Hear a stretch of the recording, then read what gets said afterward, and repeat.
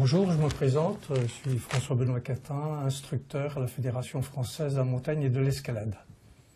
Nous allons nous servir du GPS et de la position que nous avons relevée sur le terrain pour ensuite nous situer sur la carte. Beaucoup de GPS comprennent des cartes incorporées, mais même si on a la carte de l'endroit où on se trouve, l'écran est petit, donc la vue est très limitée et il est évidemment intéressant et parfois nécessaire de pouvoir avoir une vue plus élargie en reportant le point sur une carte classique en papier. J'ai donc relevé sur le GPS les coordonnées géographiques du lieu où nous nous trouvons, en l'occurrence 32 T 02 92 500 50 86 500. Nous allons retrouver ces coordonnées sur la carte IGN au 25 millième.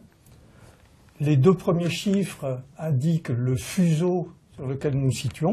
Il est d'ailleurs reporté dans la légende de la carte, fuseau 32 en l'occurrence, la partie orientale des Alpes pour la France. Ensuite, une lettre que néglige et un premier groupe de 7 chiffres. 02 92 et un second groupe de 7 chiffres commençant par 50 86. Ce sont les coordonnées du point. D'abord vers l'est, ensuite vers le nord. Les coordonnées vers l'est, c'est donc des coordonnées qu'on va mesurer de gauche à droite sur la carte, et donc on va les trouver indiquées en haut et en bas de la carte. Ce sont des chiffres bleus, gras, en italique, mais pas de souci, la légende donne toutes les explications, et il y a une mention qui rappelle que ces chiffres correspondent aux coordonnées données par le GPS. On va donc commencer par trouver le repère correspondant à nos coordonnées vers l'est, 02 92, les 4 premiers chiffres. En l'occurrence, le 0 n'est pas reporté sur la carte, mais on a le 292 qui figure donc en haut et en bas à l'amorce d'une ligne bleue verticale. On va ensuite repérer les coordonnées vers le nord, 50 86.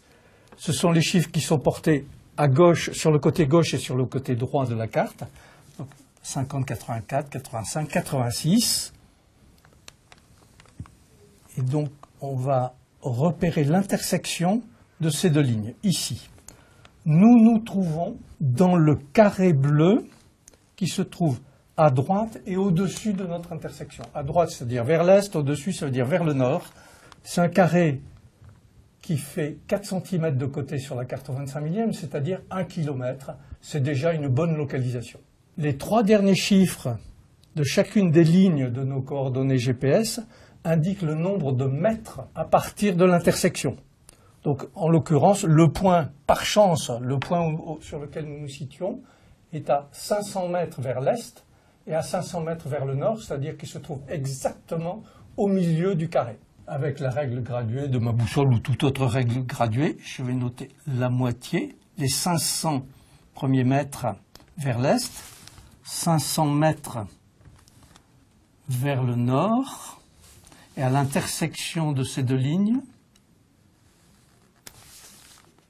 le point auquel nous nous situons. Et effectivement, nous venons d'atteindre un petit sommet sur un sentier de crête sur cette montagne. Nous nous sommes localisés avec une précision de l'ordre du millimètre sur la carte, voire mieux. 1 millimètre sur la carte, c'est 25 mètres sur le terrain, c'est-à-dire que notre précision de localisation est mieux que 25 mètres. On peut faire cette opération en sens inverse, c'est-à-dire que quand on sait où on se situe, c'est de calculer les coordonnées GPS comme on vient de le faire directement sur la carte, et on dispose ainsi d'une information qui, en l'absence de GPS, on peut transmettre notamment au secours, si on doit demander leur intervention, en leur donnant, mais même s'il y a une erreur de quelques mètres, le degré de précision est suffisant. Voilà, nous savons maintenant établir la liaison entre les coordonnées GPS relevées avec le GPS et les reporter sur la carte pour se localiser avec précision, et inversement, relever des coordonnées GPS sur la carte et les transmettre ou les enregistrer à distance dans un autre GPS.